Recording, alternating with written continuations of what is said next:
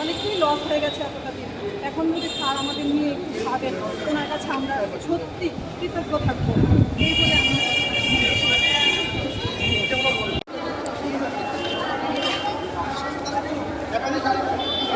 আমরা 2022 সালের এসটিসিটি কোয়ালিফাই। তো আমরা পরীক্ষা হয়েছিল যে আজ থেকে প্রায় 9 থেকে 10 মাস হয়েছে, কোনো রকমের রেজাল্ট প্রকাশ হচ্ছে না। তার জন্য আমরা এই বিক্ষোভের মাধ্যমে মুখ্যমন্ত্রীকে একটা রিকোয়েস্ট করতে চাই, যাতে আমাদের এই বিষয়টা দেখে আমাদেরকে রেজাল্ট দেওয়া হয়। এটা নিয়ে আমরা এখানে আসি। নাম অমৃত দেবনাথ। আমার বর্তমানে এজ এখন 43। এখন আমি রাজ্য সরকারের কাছে অত্যন্ত বিনম্রভাবে অনুরোধ করছি, আমরা যারা এসটিসিটি ক্যান্ডিডেট আছি 2022 সালে, আমাদেরকে যাতে অতি শক্ত নিয়োগ করা হয়।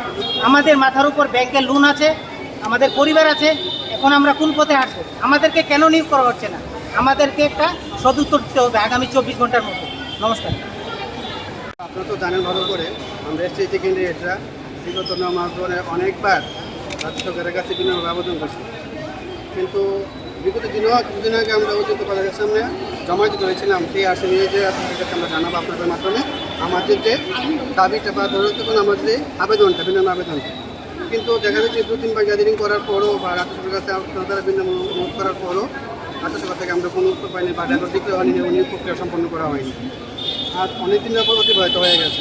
আমরা জানতাম যে কিছুদিন আগে আপনার বিধানসভা অধিবেশনে সিএম স্যার রিকোয়েস্ট বলেছিল যে এটা একটা আইনি জটিলতা আছে, বাট আমরা তো জানি সেই আইনি জটিলতা এখন কেটে গেছে।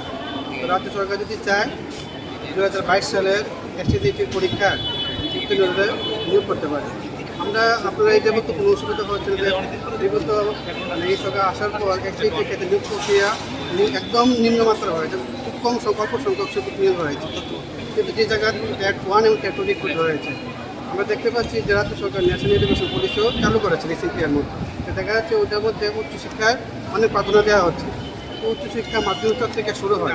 তো আমরা তো সেই জায়গার নবম ও দশম শ্রেণীর সেকেন্ডারি ওই জায়গায় হলো বেস, স্টুডেন্টের বেস, এখান থেকে তারা ভবিষ্যতে উচ্চশিক্ষার দিকে অগ্রসর হয়।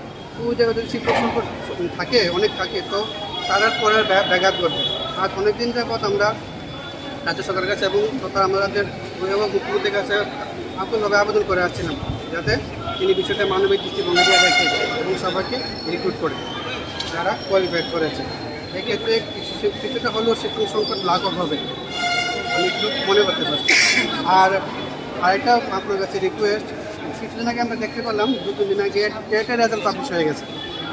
তো আমি যতটুকু জানি 2022 ডিসেম্বরে টেট এক্সাম হয়েছিল, আমাদের অনেক পরে 3-4 মাস পরে ওটার রেজাল্ট ডিক্লেয়ার হয়ে গেছে এবং ভেরিফিকেশনও ডাকা হয়ে গেছে, ডেটও দিয়ে ফেলেছে। বাট আমাদেরটা না, এখনও আমাদের এক্সাম তো ওদের আগে হয়েছে, বাট রেজাল্টও ডিক্লেয়ার হয়নি, নিয়োগ প্রক্রিয়া কোনো এ বিষয়ে কোনো বক্তব্য নেই। আমরা অনেকবার সিএম স্যারের কাছে দেখা করতে গিয়েছিলাম, চেষ্টা করেছিলাম, বাট ওখান থেকে আমরা আমাদেরকে অ্যালো করিনি দেখা করার জন্য। আমরা আপনাদের মাধ্যমে ওনার কাছে বিভিন্নভাবে অনুরোধ করতে চাইছি যে উনি যেন বিষয়টা দেখে মানবিক দৃষ্টিভঙ্গি দিয়েছিলেন।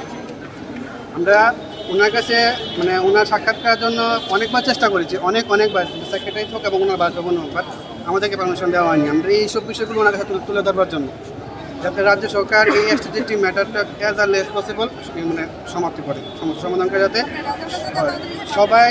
আমরা এতদিন আমরা আপনারা জানেন যে দীর্ঘদিনের আমরা এই আন্দোলন বা বলতে পারেন যে জমায়েত বা যে রিকোয়েস্ট আমরা করে আসছি। এত কিছুর পরও আমরা এখনও সরকারের কাছে আশাবাদী এবং সরকারের কাছে আমরা পূর্ণ আস্থা আছে, পূর্ণ বিশ্বাস আছে যে মানে আমাদের যে মুখ্যমন্ত্রী মহোদয় উনি কাউকে বঞ্চিত করবেন না। এসটি হোক, জেনারেল হোক, যারা কোয়ালিফাইড করে সবাইকে নিয়োগ করবেন, যাতে নবম দশম শ্রেণীর যে শিক্ষক যে স্বল্পতা আছে সেটা কিছুটা হলেও নিরসন করে।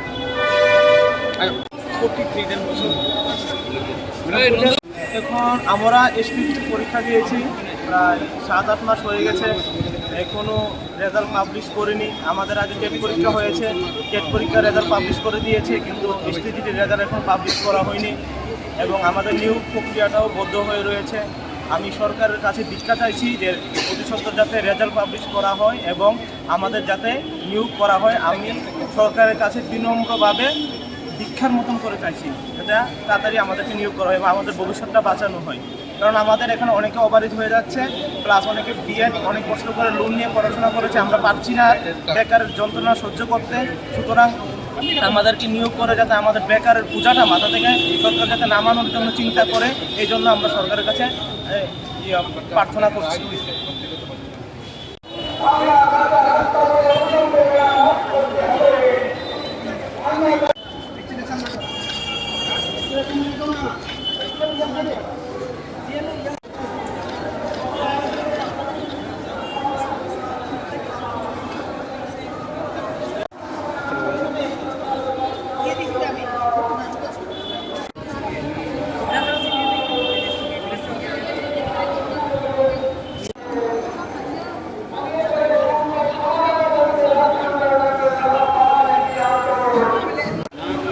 কখন দেখো না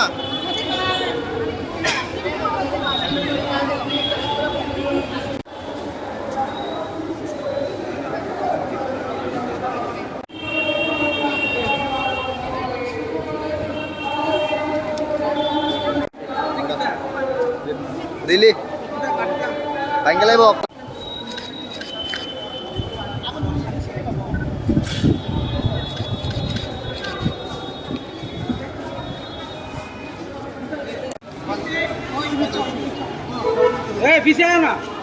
অনেকটাই লস হয়ে গেছে এতটা দিন। এখন যদি স্যার আমাদের নিয়ে একটু ভাবেন, ওনার কাছে আমরা সত্যি কৃতজ্ঞ থাকবো এই বলে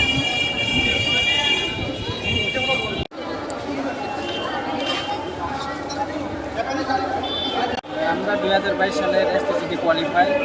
তো আমরা পরীক্ষা হয়েছিল যে আজ থেকে প্রায় 9 থেকে 10 মাস হয়েছে, কোনো রকমের রেজাল্ট প্রকাশ হচ্ছে না। তার জন্য আমরা এই বিক্ষোভের মাধ্যমে মুখ্যমন্ত্রীকে একটা রিকোয়েস্ট করতে চাই যাতে আমাদের এই বিষয়টা দেখে আমাদেরকে রেজাল্ট দেওয়া হয়। এটা নিয়ে আমরা এখানে আসি। নাম অমৃত দেবনাথ। আমার বর্তমানে এজ এখন 43। এখন আমি রাজ্য সরকারের কাছে অত্যন্ত বিনম্রভাবে অনুরোধ করছি, আমরা যারা এসটিজিটি ক্যান্ডিডেট আছি 2022 সালে, আমাদেরকে যাতে অতি সত্ত্বর নিয়োগ করা হয়। আমাদের মাথার উপর ব্যাংকের লোন আছে, আমাদের পরিবার আছে, এখন আমরা কোন পথে হাঁটবো? আমাদেরকে কেন নিয়োগ করা হচ্ছে না? আমাদেরকে একটা সদুত্তর দিতে হবে আগামী 24 ঘন্টার মধ্যে। নমস্কার।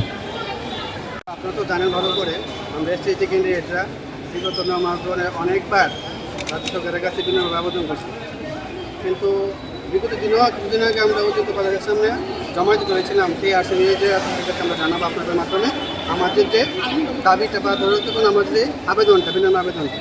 কিন্তু দেখা যাচ্ছে 2-3 বার গ্যাদারিং করার পরও বা রাজ্য সরকারের কাছে আপনারা